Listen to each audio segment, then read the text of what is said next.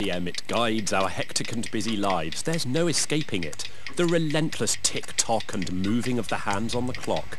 This endless thing called time. But maybe it's time to stop the clock and take a step back in time to find out how all this clock watching began. And who better to meet than Louise Devoy, curator of the Royal Observatory in Greenwich. Hello there. Well, it's fantastic to be here and standing right on the meridian. It really is, isn't it?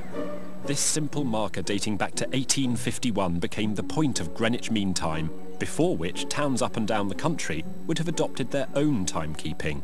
But the meridian also has global significance. So this line is effectively the ground zero for the world's time.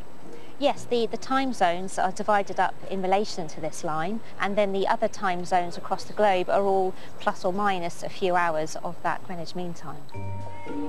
In centuries past, many people relied on intricate and costly instruments for time-telling. A 17th century Butterfield dial, for example, could be used to cast a shadow from the sun to determine the time of the day. But it's the Egyptians who we have to thank for the earliest measurements in time. They used the positions of small star constellations to divide the day into 24 hours.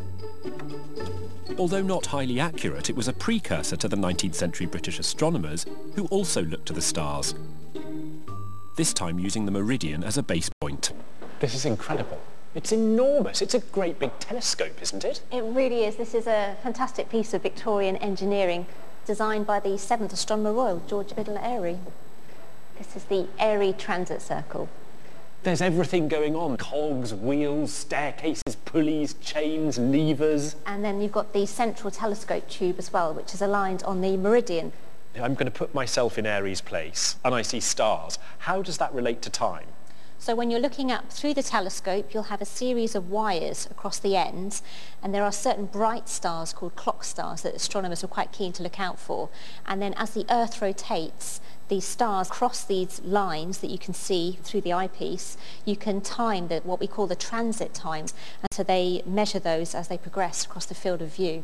So that effectively gives us time. I suppose 360 degrees, a circle all the way around the Earth, divided by 24, you end up with 15-degree components, don't you? Yes, that's correct. 15 degrees per hour.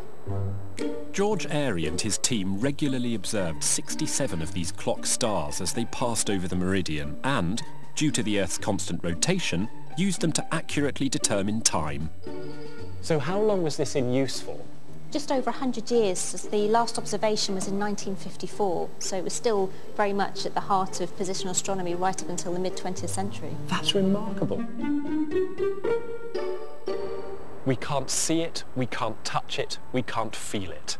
But time is all around us and controls everything we do. Without it, we'd be lost.